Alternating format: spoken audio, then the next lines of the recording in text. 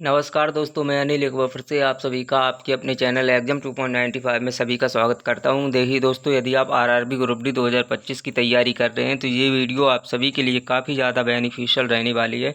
इस वीडियो में मैं दोस्तों बहुत ही मोस्ट इम्पोर्टेंट हम टॉपिक पढ़ने वाले हैं, जिसे हम बोलते हैं पाचन तंत्र, डाइजेस्टिव सिस्टम। इस टॉपिक से अगर हम बात करें तो दोस्तों इस टॉपिक से हर रेलवे ग्रुप डी या फिर किसी भी कम्पिटिटिव एग्जाम, कोई सा भी कम्पिटिटिव एग्जाम हो, हर शिफ्ट में दोस्तों 1 से 2 क्वेश्चन पूछे जाते हैं। ये बहुत ही इंपॉर्टेंट बायोलॉजी का टॉपिक है दोस्तों। इस बायोलॉजी के टॉपिक को आज हम इस वीडियो में कंप्लीट पढ़ने वाले हैं। दोस्तों यदि चैनल पे नए हो तो चैनल को सब्सक्राइब करें और आपके जितने भी फ्रेंड हैं उन सभी के पास इस वीडियो को शेयर कर दें। आज की ये वीडियो बहुत ही ज़्यादा इम्पोर्टेंट रहने वाली है। प्यारे दोस्तों, चलिए आज की हम इस क्लास को हम स्टार्ट करते हैं। अगर हम दोस्तों बात करें, सबसे पहले हमारा क्वेश्चन बनता है पाचन तंत्र। पाचन तंत्र होता क्या है? तो ये होता है दोस्तों भोजन में उपस्थित जटिल जटिल पोषक पदार्थों यानी कि कार्बोहाइड्रेट व वसा व प्रोटीन का भिन्न भिन्न एंजाइमों की सहायता से तथा रासायनिक क्रियाओं से छोटे छोटे घुलनशील अणुओं में निम्नीकरण डिग्रीडेशन डिग्रीडेशन को पाचन तंत्र जैसे डाइजेशन कहते हैं। क्लियर? अगर हम दोस्तों बात करें, मनुष्य के पाचन तंत्र को 2 भागों में विभाजित किया जा सकता है। मनुष्य के पाचन तंत्र को 2 भागों में विभाजित किया जा सकता है।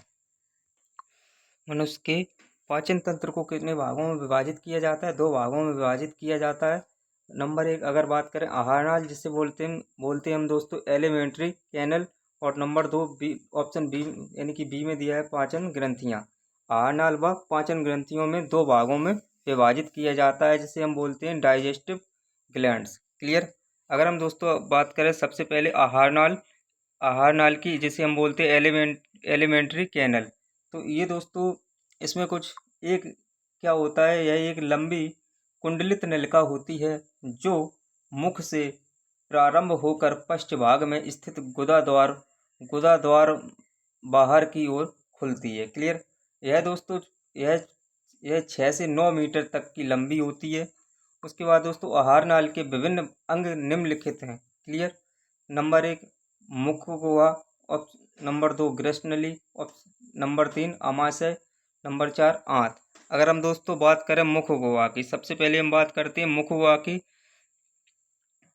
मुख गुहा में अगर हम बात करें दोस्तों, तो इसको कहते हैं मुख गुहा को वेपकल कैविटी। क्लियर?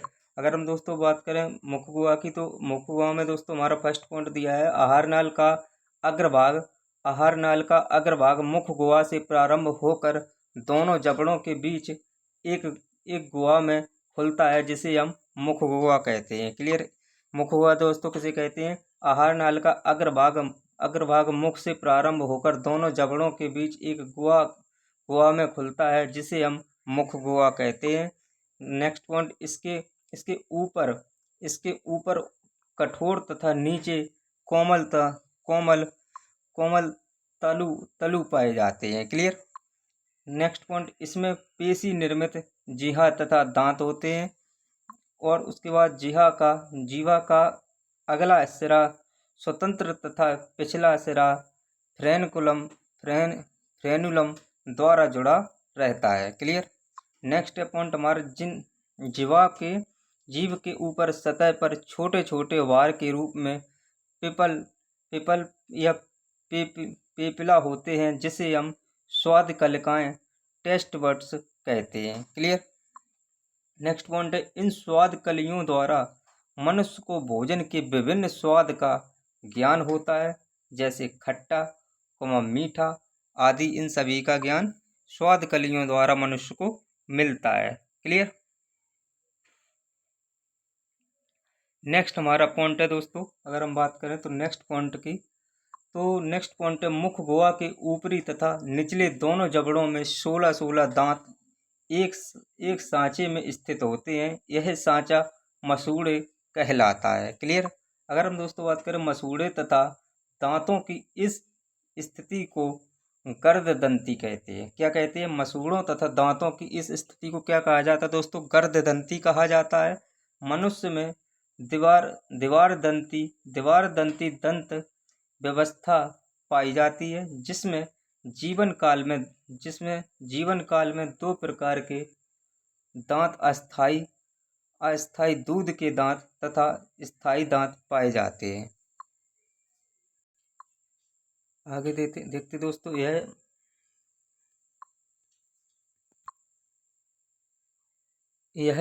यह विषमदंती हेटेरोडोंट अर्थात एक से अधिक प्रकार के दांत पाए जाते हैं। क्लियर। यह विषमदंती हेटेरोडोंट जिसे अर्थात इससे एक से अधिक प्रकार के दांत पाए जाते हैं। कौन कौन से पाए जाते हैं? अगर हम बात करें दांत चार प्रकार के होते हैं। कितने प्रकार के होते हैं? मानव शरीर में दांत हमारे चार प्रकार के पाए जाते हैं। जैसे नंबर 1 है हमारा कृंतक, जिसे हम बोलते हैं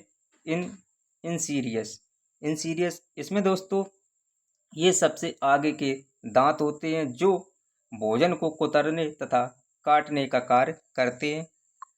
इसका कार्य करते हैं, ये सबसे आगे के दांत होते हैं जो भोजन को कुतरने तथा काटने का कार्य करते हैं। कौन से? कृंतक, जिसे हम कृंतक बोलते हैं। क्लियर। नेक्स्ट उसके बाद होते हैं रदनक का दोस्तों जिसे हम बोलते हैं कैनिन्स। अगर हम दोस्तों इनका कार्य की बात करें तो ये दांत भोजन को चीरने फाड़ने का कार्य करते हैं और प्रत्येक जबड़े में दो दो होते हैं। क्लियर। दो एक साइड होते हैं, दो एक साइड होते हैं। क्लियर। नेक्स्ट है दोस्तों अग्रचर्वणक। अगर हम दोस्तों अग्रचर्वणक की बात करें पेरीमोलर्स की, तो इसमें दोस्तों ये दांत भोजन को चबाने का कार्य करते हैं तथा ये प्रत्येक जबड़े में चार चार पाए जाते हैं। क्लियर। आगे चलते फ्रेंड। नेक्स्ट हमारा होता है बड़ चवर्णक। कौन कौन से दांत होते हैं मनुष्य के शरीर में? कृंतक, रदनक, अग्रचवर्णक और चौथा होता है चवर्णक। अगर हम दोस्तों चवर्णक की बात करें तो चवर्णक में दोस्तों चवर्णक जिसे मोलर्स बोलते हैं, ये दांत भी भोजन को चबाने व पीसने का कार्य करते हैं तथा प्रत्येक जबड़े में छह पाए जाते हैं। क्लियर प्यारे दोस्तों। अगर हम दोस्तों इसके सूत्र की बात करें, मानव का सूत्र होता है दोस्तों आई बराबर 2/2, सी बराबर 1/1, पी एम बराबर 2/2, एम बराबर 3/3। अगर हम दोस्तों वयस्क मानव का दंत्र सूत्र की बात करें तो दोस्तों हमारा वयस्क मानव का दंत्र सूत्र ये बन जाता है 21/23। क्लियर। इसी से मिलकर हमारा कितना सूत्र बन जाता है? 21/23। अगर हम दोस्तों 8 की मल्टीप्लाई 2 में करेंगे, 8/8 मल्टीप्लाई 2 में करेंगे तो हमारा कितना निकल के आएगा? 16/16 यानी कि 16, जो कि हमारे होते 32, जो कि मानव शरीर के बेस का ये मानव का दंत सूत्र होता है। क्लियर। उसके बाद अगर हम बात करें दोस्तों बच्चों में, दोस्तों मनुष्य का प्रारंभिक दंत सूत्र कितना होता है? उसका होता है दोस्तों 21/02। इसमें दोस्तों हम 5 की मल्टीप्लाई 2 में करेंगे, 5 दूनी 10, 5 दूनी 10, तो ये 10 और 10 यानी कि टोटल कितने हो जाएंगे? 20। क्लियर। जो कि हमारे ये मनुष्य में यानी कि मनुष्य का प्रारंभिक दंत सूत्र होता है। क्लियर। पूछ लिया जाता है दोस्तों अक्सर एग्जाम में, आप लोग जरूर देख कर जाएं। नेक्स्ट हमारा पॉइंट दिया है। नेक्स्ट पॉइंट की बात करें तो दांत का अधिकतम भाग टेडाइन दंत स्थिति से बना होता है, जो हड्डी से अधिक कठोर व पीले रंग का होता है। क्लियर। दांत का अधिकतम भाग किससे बना होता है दोस्तों? टेडाइन दंत स्थिति से बना होता है, जो हड्डी से अधिक कठोर व पीले रंग का होता है। अगर हम बात करें दोस्तों दांत के ऊपर स्तर पर इनेमल का स्तर पाया जाता है, जो दांत को सुरक्षा प्रदान करता है। क्लियर। मानव शरीर का सबसे कठोरतम भाग इनेमल होता है। क्लियर। मानव शरीर का सबसे कठोरतम भाग दोस्तों क्या कहलाता है? मानव शरीर का सबसे कठोरतम भाग इनेमल होता है। क्लियर। अब हमारी नेक्स्ट हेडिंग रहने वाली है दोस्तों ग्रेशनी, जिसे हम बोलते हैं फेरेंक्स। क्लियर। ग्रेशनी। अब हम दोस्तों हमारी नेक्स्ट हेडिंग क्या है? ग्रेशनी, जिसे हम फेरेंक्स बोलते हैं। इसका दोस्तों मुख गुहा का पिछला भाग है। इसमें 2 छिद्र होते हैं, निगल द्वार और ग्रस नली में, तथा कंठ द्वार श्वास नली में खुलते हैं। क्लियर। एक बार दोबारा देखेंगे। मुख गुहा पिछला भाग है, इसमें 2 छिद्र होते हैं, एक निगल द्वार जो ग्रसनली में तथा कंठ द्वार श्वास नली में खुलता है। क्लियर। अगर हम बात करें कंठ द्वार से, तो कंठ द्वार से आगे एक छोटी पत्ती जैसी रचना होती है जो भोजन के दौरान कंठ द्वार को ढक देती है। क्लियर। जिससे भोजन श्वास नली में नहीं जाता है। इससे इसे एपिग्लोटिस कहा जाता है। एक बार दोबारा देखेंगे इस पॉइंट को। कंठ द्वार से आगे एक छोटी पत्ती जैसी रचना होती है जो भोजन के दौरान कंठ द्वार को ढक देती है, जिससे भोजन श्वास नली में नहीं जाता है और इसे एपिग्लोटिस कहा जाता है। क्लियर। अब हमारा पॉइंट है दोस्तों ग्रास नली जिसे हम बोलते हैं ओसोफेगस। हमारी सेकेंड हेडिंग क्या है दोस्तों? ग्रास नली, जिसे हम बोलते हैं ओसोफेगस। अगर हम ओसोफेगस की बात करें तो यह एक लंबी नली होती है जो भोजन को आमाशय में पहुंचाती है। क्लियर। यह एक लंबी नली होती है जो भोजन को आमाशय में पहुंचाने का कार्य करती है। क्लियर। नेक्स्ट है दोस्तों, इसमें किसी प्रकार की पाचन क्रिया नहीं होती है। ग्रास नली या ग्रसिका का आमाशय में खुलना एक पेशीय अवरोधी द्वारा नियंत्रित होता है। क्लियर। इसकी दीवारें दोस्तों पेशी व संकुचनशील होती हैं जो भोजन के पहुंचते ही तरंग की तरह संकुचन शुरू करती हैं, जिसे क्रमाकुंचन कहते हैं, जिसकी गति के कारण भोजन आसानी से आमाशय की ओर खिसकता है। क्लियर। अब हमारी नेक्स्ट हेडिंग है दोस्तों आमाशय, जिसे हम बोलते हैं स्टोमच। आमाशय, हमारी नेक्स्ट हेडिंग क्या है? आमाशय, जिसे हम बोलते हैं स्टोमच। यह दोस्तों यह उदर गुहा में बाईं ओर स्थित दीपालिका थैली जैसी रचना होती है जिसकी लंबाई दोस्तों 30 सेंटीमीटर होती है। क्लियर। इसका अग्रभाग दोस्तों कार्टियक व पिछला भाग पाइलोरिक कहलाता है। क्लियर। क्या कहलाता है? जिसका अग्रभाग प्यारे दोस्तों क्या कहलाता है कार्डियक और पिछला भाग पाइलोरिक कहलाता है, तथा इसके मध्य का भाग फंडिक कहलाता है। क्लियर। अगर हम दोस्तों बात करें, इसकी भीतरी दीवार पर कोशिकाओं का स्तर होता है जिसे स्तंभकार एपिथैलेमस कहते हैं। क्लियर। यह कोशिकाएं जठर ग्रंथि का निर्माण करती हैं जो जठर रस के स्रावण में सहायक होती हैं। क्लियर। अब हम दोस्तों बात करते हैं जठर ग्रंथि की कोशिकाओं की। जठर ग्रंथि की कोशिकाएं क्या होती है देखते हैं। अगर हम दोस्तों बात करें जठर ग्रंथि की कोशिकाएं, तो ऑप्शन ए में यानी कि 3 प्रकार की होती हैं, जिसे हम बोलते हैं श्लेष्मा कोशिकाएं, जिसे हम बोलते हैं मोकस सेल्स, और उसके बाद होती हैं दोस्तों अम्लजन कोशिकाएं, जिसे बोलते हैं ओनिथिक सेल्स, और उसके बाद ये होती हैं दोस्तों जाइमोजेंस कोशिकाएं, जिसे बोलते हैं जाइमोज सेल। क्लियर। अगर हम दोस्तों इनकी बात करें तो इसका यानी कि यह कोशिकाओं के स्राव का संयोजित रूप जठर रस में हाइड्रोक्लोरिक अम्ल HCl, जिसका स्रावण अम्लजन कोशिकाओं से होता है, श्लेष्मा, जिसका स्रावण श्लेष्मा कोशिकाओं से होता है, तथा निष्क्रिय पेप्सिनोजन होता है। क्लियर।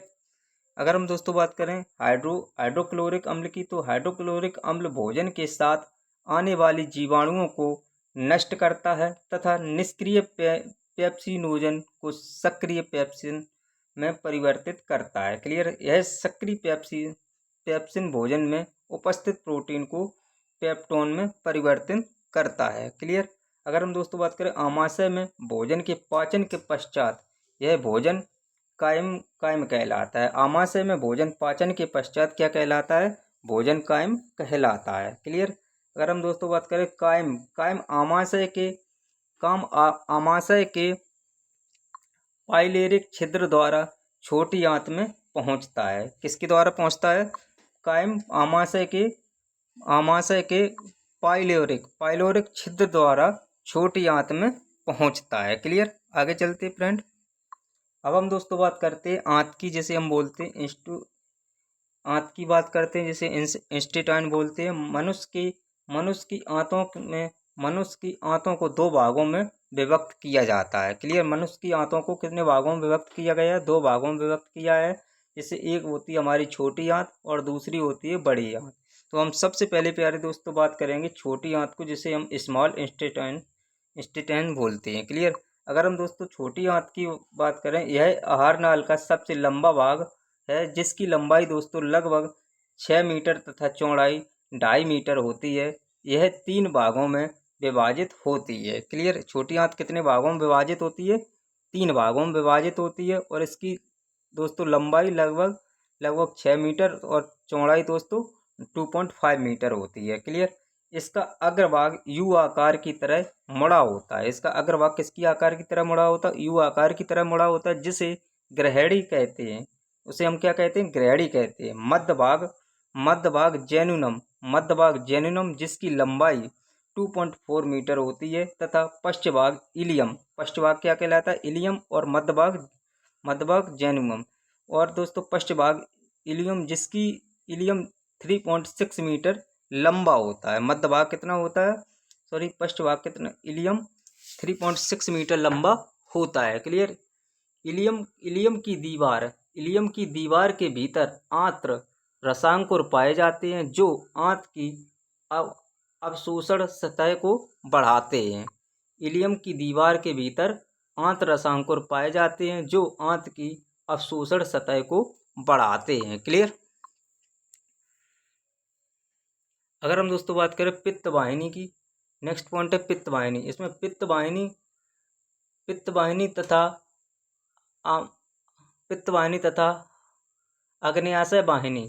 अग्न्याशय वाहिनी संयोजित होकर एक सामान्य वाहिका बनाती हैं। यह सामान्य वाहिनी ग्रहणी से छोटी आंत के पीछे की ओर बड़ी आंत में खुलती हैं। क्लियर। एक बार इस पॉइंट को दोबारा देखेंगे।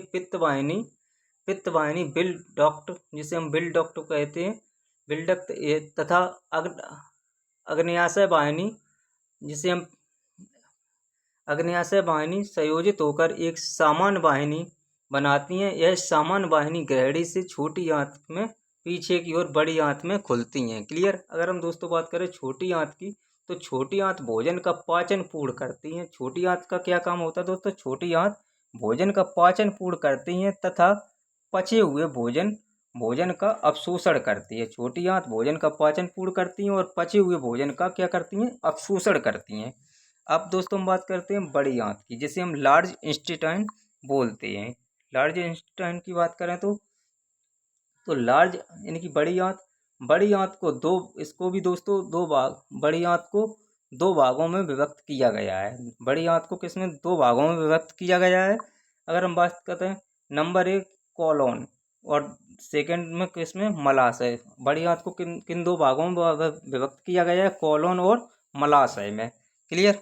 अगर हम दोस्तों बात करें छोटी आंत व बड़ी आंत के मध्य एक छोटी सी नली होती है, जिसे सीकम कहते हैं। छोटी आंत व बड़ी आंत के मध्य एक छोटी सी नली होती है, जिसे हम क्या कहते हैं? सीकम कहते हैं। अब हम दोस्तों बात करते हैं अपेंडिक्स का मतलब दोस्तों सीकम के शीर्ष पर अंगुली जैसी संरचना होती है। इसका आहार नाल में कोई कार्य नहीं होता है। यह एक अवशोषी अंग होता है। क्लियर। अवशोषी अंग है। कोलोन 3 भागों में विभक्त होता है। कोलोन कितने भागों में विभक्त होता है? 3 भागों में विभक्त होता है। क्लियर।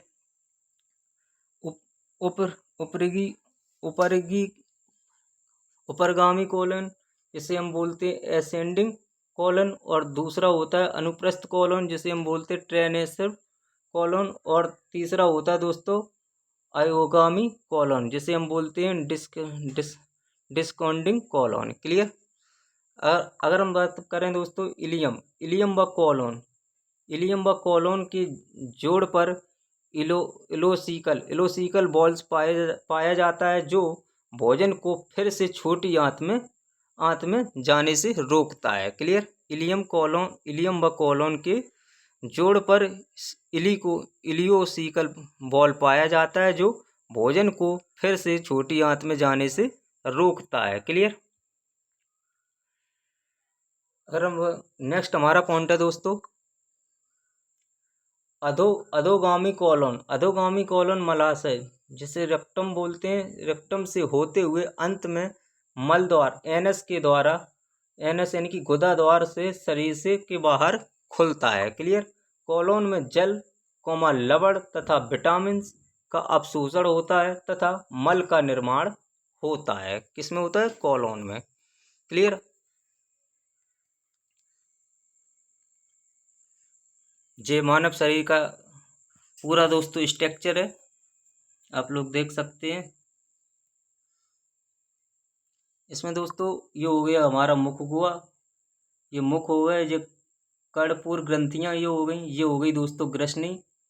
जिस अगर हम दोस्तों बात करें, ये हो गई अयोध्या अंधोजंब और अधोजिया ग्रंथि। क्लियर। इसको हम बोलते हैं दोस्तों ग्रसिका। क्या बोलते हैं? ग्रसिका। यहाँ पर दोस्तों यकृत होता है मानव शरीर का, लीवर जिसे बोलते हैं। इसके पास में दोस्तों, इसके पास में ही यकृत के पास में पित्ताशय होता है। उसके दोस्तों लेफ्ट साइड में आमाशय होता है। उसके बाद उसके नीचे, आमाशय के नीचे अग्न्याशय दोस्तों होता है। उसके बाद दोस्तों अग्र क्षुद्रांत होते हैं। अग्र क्षुद्रांत के बाद दोस्तों, इसके बाद अवरोधी वृद्धतंत्र इसे पास में होते दोस्तों। उसके बाद दोस्तों क्षुद्रांत, यानी कि इसे आंत में बीच में होता है। क्लियर।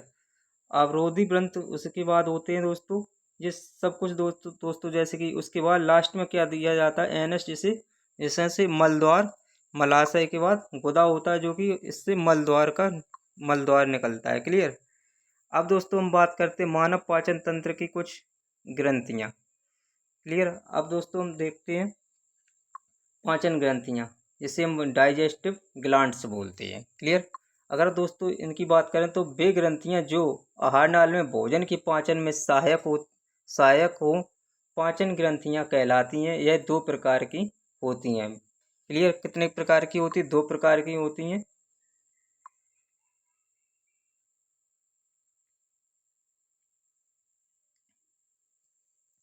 दो प्रकार की होती है। नंबर एक, आंतरिक पाचन ग्रंथियां, इंटरनल, जिसे बोलते हैं इंटरनल डाइजेस्टिव ग्लैंड्स। क्लियर। यह दोस्तों यह आहारनाल की दीवार में उपस्थित ग्रंथियां होती हैं, जैसे श्लेष्मा ग्रंथियां,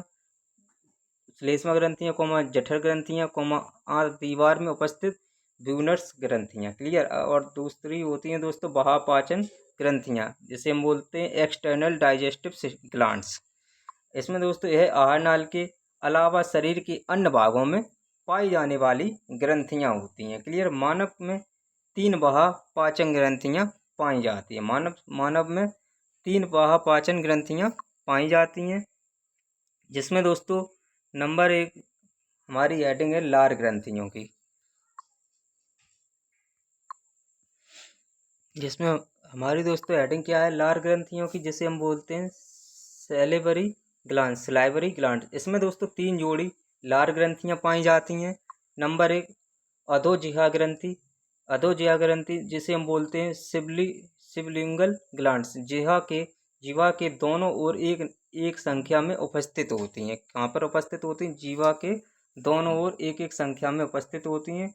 नंबर 2 में है अधोजंग ग्रंथि, जिसमें हम बोलते हैं सब मैक्सिलरी ग्लैंड्स। यह एक निचले जबड़े के मध्य में मैक्सिला अस्थि के दोनों ओर एक ही संख्या में उपस्थित होती हैं। नंबर 3 है दोस्तों कर्णपूर ग्रंथियां, जिसे हम बोलते हैं पैरोटिड ग्लैंड्स। यह कानों के नीचे एक संख्या में उपस्थित होती हैं।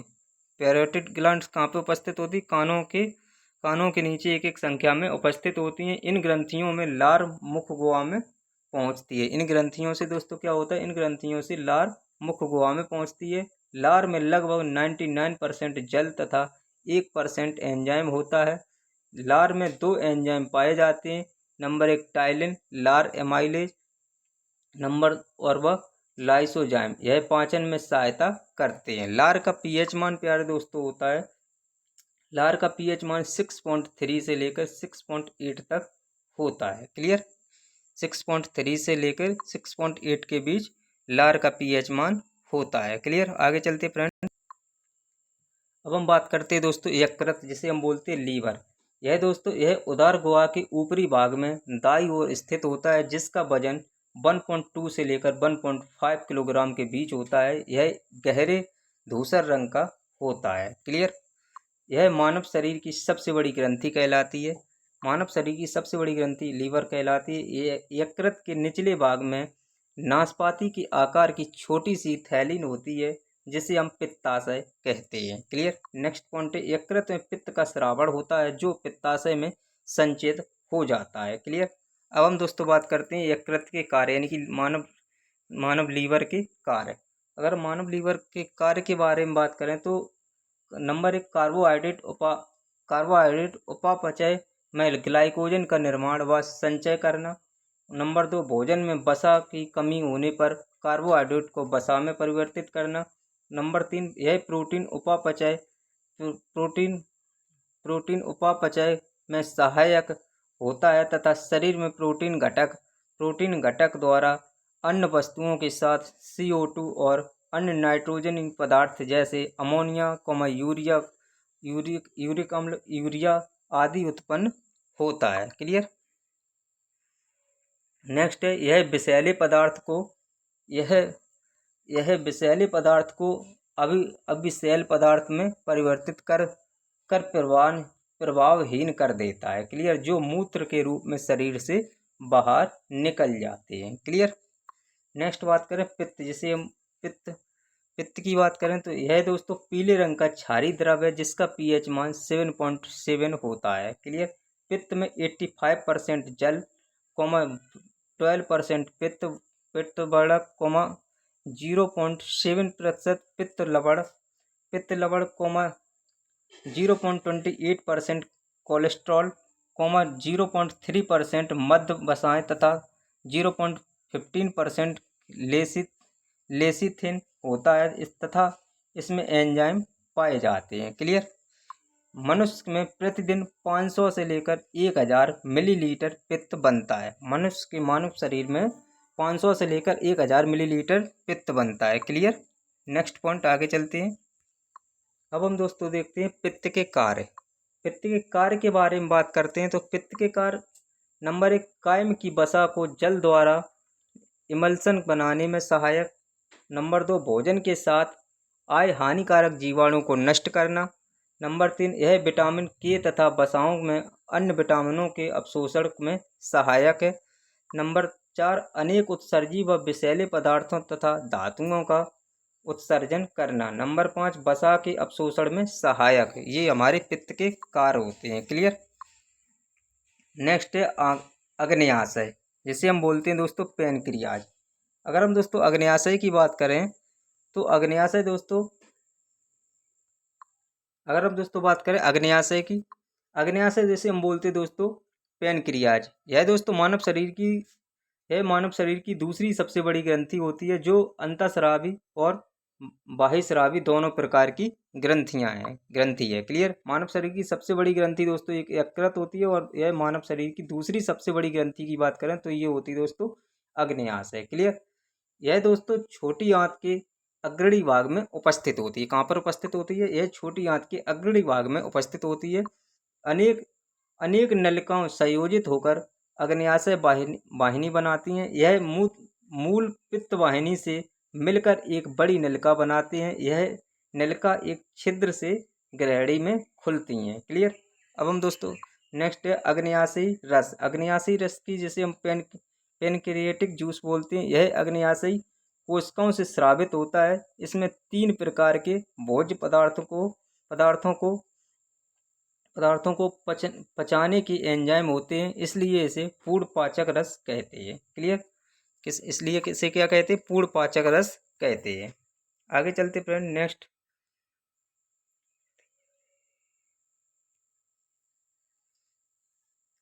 अगर हम दोस्तों बात करें इसमें पाचक एंजाइम ट्रिप्सिन प्रोटीन का पाचन, मल्टोज व एमाइलोज कार्बोहाइड्रेट का पाचन, लाइपेज वसा पाचन व कार्बो कार्बो कार्बो कार्बोसिपेटेट पाए जाते हैं। क्लियर, क्या पाए जाते हैं? कार्बो की सेप क्या पाए जाते हैं दोस्तों? कार्बोक्सी पेप्टेस पाए जाते हैं। यह क्षारीय द्रव होता है जिसमें 98% जल तथा शेष 2% भाग में लवण व एंजाइम होते हैं। इसका पीएच मान दोस्तों 7.5 से लेकर 8.3 होता है। क्लियर। अगर हम दोस्तों बात करें अग्न्याशय के एक भाग में लैंगरेंज की दीपिकाएं बीटा कोशिकाओं से इंसुलिन, अल्फा कोशिकाओं के से ग्लाइकोजन तथा गामा कोशिकाओं से सेमेटोस्टेटिन हार्मोन स्रावित होता है। क्लियर। अगर हम दोस्तों बात करें इंसुलिन की, तो दोस्तों इंसुलिन में दोस्तों क्या होता है? इंसुलिन में दोस्तों यह अग्न्याशय के एक भाग लैंगरेंज की दीपिका बीटा कोशिकाओं की द्वारा स्रावित होता है। क्लियर। सन 1921 में फ्रेडरिक बेटन एवं चार्ल्स बेस्ट ने इंसुलिन की खोज की थी। सन 1921 में फ्रेडरिक बेटिंग एवं चार्ल्स बेस्ट ने इंसुलिन की खोज की थी। कब की थी? 1921 में। क्लियर।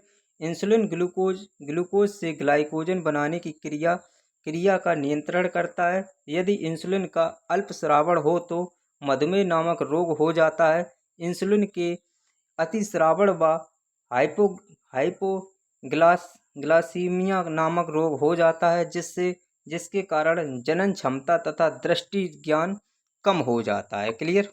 नेक्स्ट है हमारा ग्लूकोजन। अगर हम दोस्तों बात करें ग्लूकोजन के, यह ग्लूकोजन को पुनः ग्लूकोज में परिवर्तित करता है। नेक्स्ट है सोमेटोस्टेन की बात करें तो यह एक पॉलीपेप्टाइड हार्मोन है जो भोजन के स्वांगीकरण की अवधि को बढ़ाता है। क्लियर। मानव में पाचन की क्रिया, अगर हम दोस्तों बात करें मानव में पाचन की क्रिया के बारे में, तो मानव में भोजन का पाचन मुख से प्रारंभ होकर छोटी आंत तक होता है। भोजन के अंत ग्रहण के बाद उसे दांतों के द्वारा अच्छी तरह से पीस व चबाकर लार ग्रंथियां से स्रावित लार की मदद से महीन कणों में विभक्त किया जाता है। क्लियर। नेक्स्ट है लार में उपस्थित एंजाइम के कार्य टाइलिन भोजन में उपस्थित मंड स्टार्च को माल्टोज शर्करा में अपघटित करता है। वही माल्टोज शर्करा माल्टेज एंजाइम द्वारा ग्लूकोज में परिवर्तित होता है। क्लियर। लाइसोजाइम एंजाइम हानिकारक जीवाणुओं को नष्ट करने का काम करता है। लाइसोजाइम एंजाइम हानिकारक जीवाणुओं को नष्ट करने का काम करता है। नेक्स्ट हमारा पॉइंट है प्यारे दोस्तों भोजन जीवा से ग्रसिका द्वारा फिर आमाशय में पहुंच जाता है। आमाशय में उपस्थित हाइड्रोक्लोरिक अम्ल टाइलिन को निष्क्रिय तथा भोजन को अम्लीय बना देता है। जठर रस से मिलकर भोजन अर्ध तरल लुगदी में परिवर्तित हो जाता है। जठर रस में उपस्थित एंजाइम होते हैं। क्लियर। अगर जठर रस में उपस्थित एंजाइम कौन कौन से होते हैं? Pepsin, rennin, mucin. अगर हम दोस्तों बात करें पेप्सिन की, पेप्सिन में दोस्तों भोजन में उपस्थित प्रोटीन को पेप्टोन में बदलता है। यानी कि पेप्सिन भोजन में उपस्थित प्रोटीन को किस में बदलता है? पेप्टोन में बदलता है। नेक्स्ट है रेनिन में दोस्तों दूध में उपस्थित प्रोटीन कैसीन को कैल्शियम पैराकेसिटेन में परिवर्तित करता है, अर्थात दूध को दही में बदल देता है। क्लियर। नेक्स्ट है हमारा पॉइंट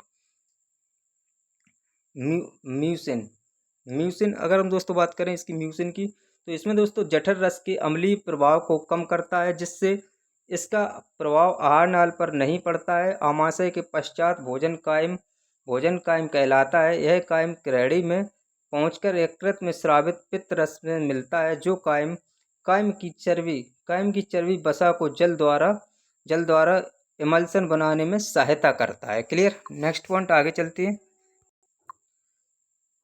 आगे दिया है दोस्तों, अग्न्यासी रस भी कायम में मिलता है, जिससे उपस्थित एंजाइमों की क्रिया कायम पर होने से यह तरल हो जाता है।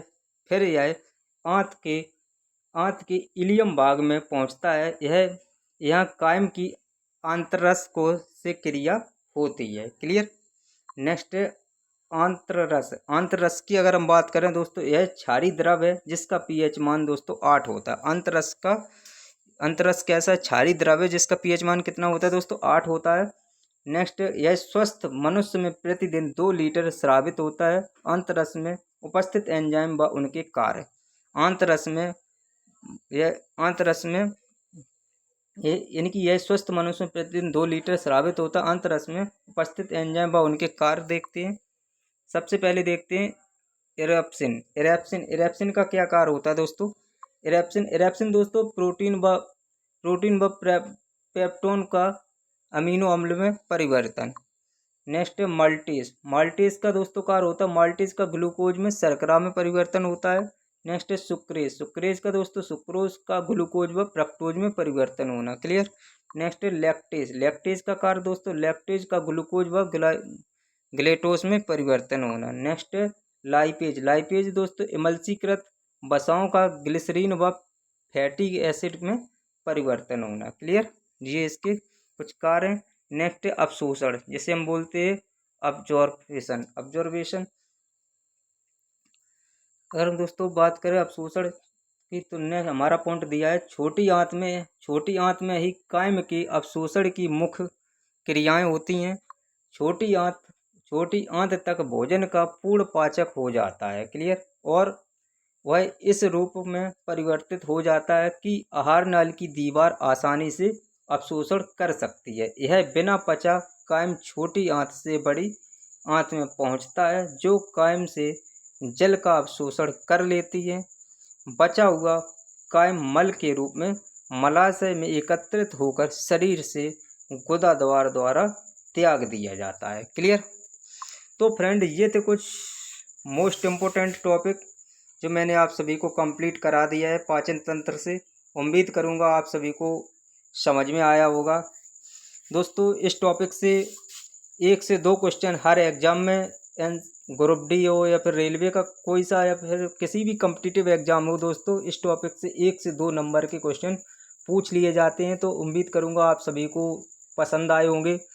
छोटी सी मेहनत आप सभी को पसंद आई होगी दोस्तों। यदि मेहनत हमारी पसंद आई हो तो अपने वीडियो को लाइक करें। चैनल पे पहली बार आए हो तो चैनल को सब्सक्राइब जरूर करें, और आपके जितने भी फ्रेंड हैं उन सभी के पास इस वीडियो को शेयर करें। तब तक के लिए मिलते हैं नेक्स्ट इसी तरह की क्लास में। जय हिंद, थैंक यू।